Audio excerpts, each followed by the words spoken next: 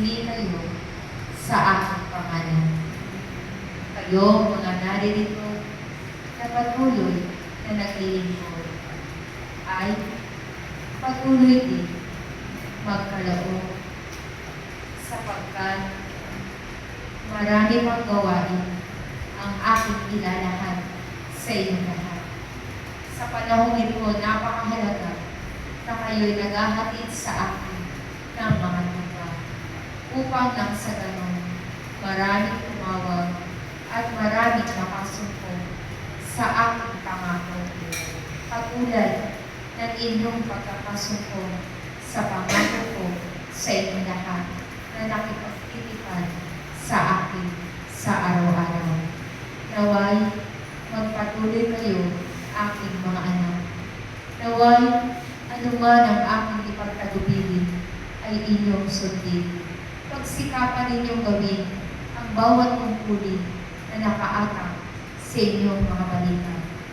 Ako si Yahweh, aking mga anak, ang Diyos magpakailanman, ang Diyos ng simula at ang wakas, ang Diyos na inyong kailangan sa araw-araw. Kayo'y magmahalan at kayo'y magtulungan.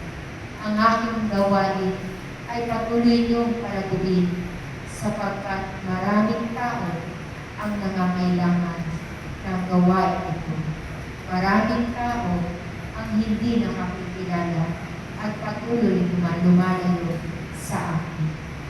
Kaya nawa sa pamamagitan ng pagpapakita niyo ng inyong pagkakaisa, kayo'y magpatuloy at patuloy na maglapit ng mga tupang aking hinahanap. Mahal na mahal kayong lahat, aking mga anak.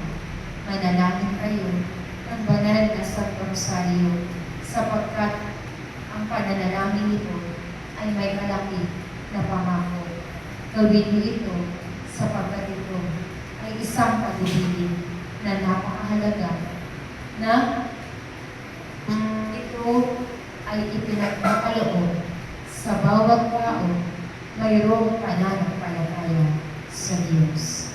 Naway, ang inyong paglilingkod ay lakitan ninyo ng pag-ibig, maging tapat at maging mababang loob sa araw-araw ng inyong pagsunod. Magmahalan kayo katulad ng pagmamahal ko sa inyong lahat. Ako ang Diyos, ako si Yahweh, aking pangalan. Maraming salamat sa inyong araw-araw na pakikinig sa aking pinig.